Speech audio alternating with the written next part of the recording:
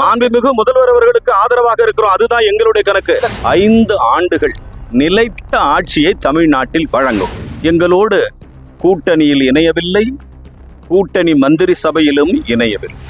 80% வழிந்தோடுகிற காவிரி நதிநீர் என்பது தமிழகத்தை நோக்கித்தான் பாய்ந்து வருகிறது. திராவிட முன்னேற்ற கழகத்தினுடைய அந்த கனவு பலிக்கவே பலிக்காது. திருவாரூர் மாவட்டத்தினுடைய தலைநகரம். அந்த மாவட்டத்தினுடைய தலைநகரத்தில் இருக்கிற நகராட்சியை இன்று நகராட்சியினுடைய கமிஷனர், பொறுப்பு அமைச்சர் என்கிற வகையில் நானும் இன்று பல வார்டுகளில் சுற்றி பார்க்க இயக்கத் தோழர்கள், பொதுமக்கள் நமக்கு ஒரு அழைப்பை கொடுத்தார்கள். அந்த அழைப்பின் பேரில் ஒரு ஆய்வு களப்பணிக்காக நான் வருகை தந்தேன். 3 குளங்களை என்னால் பார்க்க நேரிட்டது.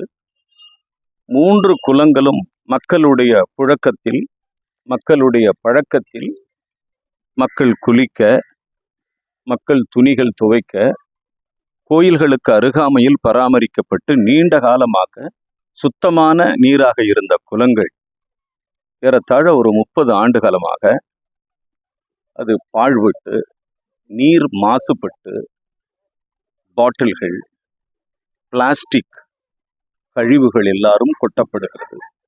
சில இடங்களில் இருக்கிற டாய்லெட் ட்ரைனேஜ் கூட அதில் கலந்திருக்கிறது என்பதை என்னால் காண முடிகிறது. குறிப்பாக இந்த மக்கள் வாழுகிற தொகுப்பு வீடுகள் கட்டப்பட்டு இருக்கிற இந்த பகுதியிலே நான் ஆய்வு செய்த பொழுது, அழகிரி நகர் பகுதியிலே நான் ஆய்வு செய்கிற பொழுது, ஒரு சாலை கூட மிகச் சரியாக இருக்கிறது என்று சொல்லுவதை விட அந்த ட்ரைனேஜ் ப்ராப்பரா இல்லை.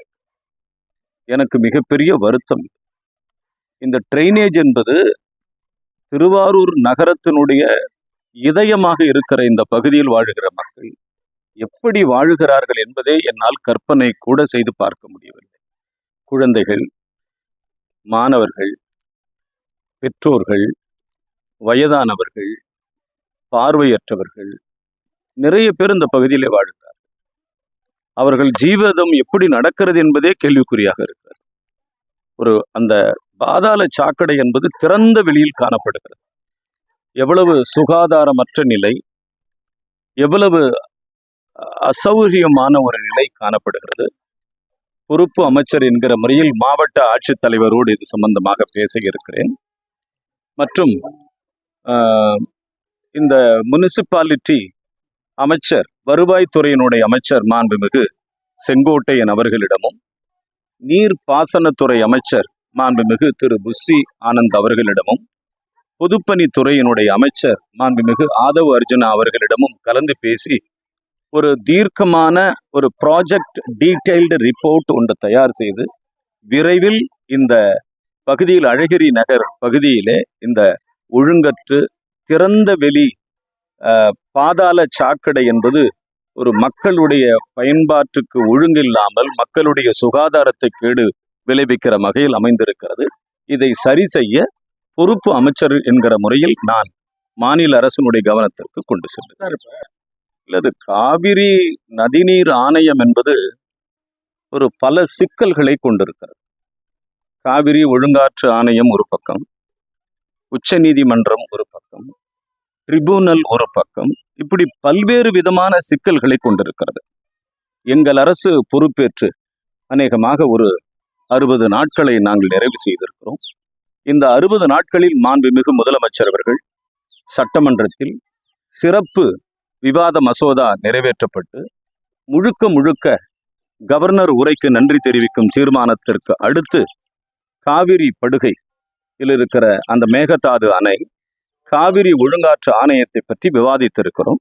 எதிர்க்கட்சிகள், ஆளும் கட்சி உறுப்பினர்கள் பல்வேறு விதமான கருத்துக்களை தெரிவித்தாலும், ஆனால் மாண்புமிகு தமிழக முதலமைச்சர் மிகச் சரியாக தன்னுடைய கருத்தை, தன்னுடைய பதிலுரையை கர்நாடக அரசுக்கும் உச்ச நீதிமன்றத்துக்கும் காவிரி ஒழுங்காற்று ஆணையத்திற்கும் தெரிவித்திருக்கிறார்கள்.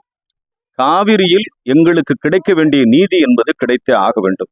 ஏறத்தாழ 80% வழிந்தோடுகிற காவிரி நதிநீர் என்பது தமிழகத்தை நோக்கித்தான் பாய்ந்து வருகிறது. ஆக தமிழகத்தினுடைய உரிமை நிலைநாட்டப்பட வேண்டும் என்பது மாண்புமிகு முதலமைச்சர் திரு சி ஜோசப் விஜய் அவர்களுடைய வாதமாகவும் உரிமையாகவும் இருக்கிற காரணத்தினால் எங்களுடைய உரிமைகளை நாங்கள் விட்டுக் கொடுக்க மாட்டோம். எங்களுடைய கோரிக்கையில் நாங்கள் மிக சரியாக இருக்கிறோம். காவிரி நதிநீர் ஒழுங்காக கிடைப்பதற்கு, முறையான நீர் எங்கள் பங்கு கிடைப்பதற்கு நாங்கள் கடுமையான போராட்டத்தை எடுப்போம். அதாவது மாண்புமிகு தமிழகத்தினுடைய ஆளுநர் அவர்களிடம் மாநில அரசின் சார்பாக சில கோரிக்கைகள் வைக்கப்பட்டிருக்கிறது.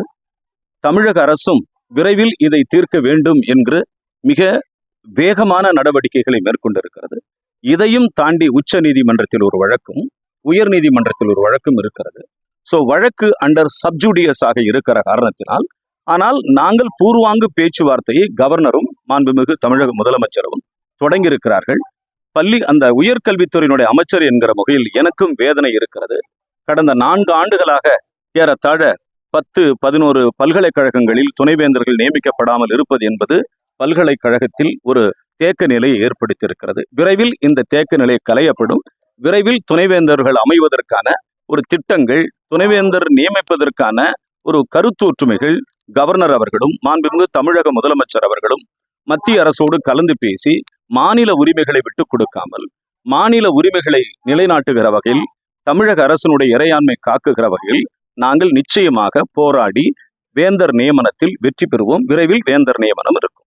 அதுல சிபிஎம், சிபிஐ மிக தெளிவார்ந்த சித்தாந்தங்களில் அடிப்படையில் செயல்படுகிற ஒரு மாபெரும் இயக்கம். அந்த இயக்கத்தினுடைய தலைவர்கள் தமிழக முதலமைச்சர் அவர்களையும் தமிழக வெற்றி கழகத்தினுடைய நடைமுறைகளையும் அரசுகளையும் அரசு செயல்படுகிற விதங்களையும் அவர்கள் பாராட்டுகிறார்கள். ஆனால் அவர்கள் இன்னும் எங்களோடு கூட்டணியில் இணையவில்லை, கூட்டணி மந்திரி சபையிலும் இணையவில்லை. அதற்கான காரணங்களை நீங்கள் அவர்களைத்தான் போய் கேட்க வேண்டும். ஒன்று, விடுதலை சிறுத்தையினுடைய இயக்கத்தினுடைய தலைவர் மாண்புமிகு நாடாளுமன்ற உறுப்பினர் அண்ணன் தொல் திருமாவளவன் அவர்கள் எங்களோடு கூட்டணி மந்திரி சபையில் தான் இருக்கிறார். அவர் மிகப்பெரிய ஒரு சித்தாந்தவாதி, அவர் மிகப்பெரிய ஒரு சீர்திருத்தவாதி. எந்த காலத்திலும் தமிழக வெற்றி கழகத்தினுடைய அரசாங்கம் வீழ்வதையோ கவிழ்வதையோ ஒரு காலம் அனுமதிக்க மாட்டேன் என்று தெளிவாக சொல்லியிருக்கிறார். ஆக ஒன்று மட்டும் உங்களுக்கு நான் சொல்லிக் கொள்கிறேன், திராவிட முன்னேற்ற கழகத்தினுடைய அந்த கனவு பலிக்கவே பலிக்காது. ஒரு மாதத்தில் விழுந்துவிடும், 2 மாதத்தில் விழுந்துவிடும் என்பதெல்லாம் அவர்கள் தீட்டுகிற திட்டத்தினுடைய மதிப்பீடாக இருக்கும். ஆனால் தமிழக வெற்றி கழகம் 5 ஆண்டுகள் நிலைத்த ஆட்சியை தமிழ்நாட்டில் வழங்கும். திமுகவும் தவேகாவும் இணைந்து செயல்பட வேண்டும். இல்ல, இது மாண்புமிகு நாடாளுமன்ற உறுப்பினர் அண்ணன் தொல் திருமாவளவன் அவர்களிடம் கேட்க வேண்டிய கேள்வி. உங்களோட கருத்து என்ன சார்? இதுல எங்க கருத்து என்ன கேட்டீங்கன்னா, எங்க கட்சி சார்பா கூட்டணியில் இருக்கிறோம், அவ்வளவுதான் என் கருத்து. திமுகவும் நாங்க கூட்டணியில் இருக்கிறோம், அதுதான் எங்கள் கருத்து. மாண்புமிகு முதல்வர் அவர்களுக்கு ஆதரவாக இருக்கிறோம், அதுதான் எங்களுடைய கணக்கு. 5 ஆண்டுகள் இந்த கூட்டணி நீடிக்கும், அதுதான் எங்கள் கணக்கு. நன்றி, வணக்கம்.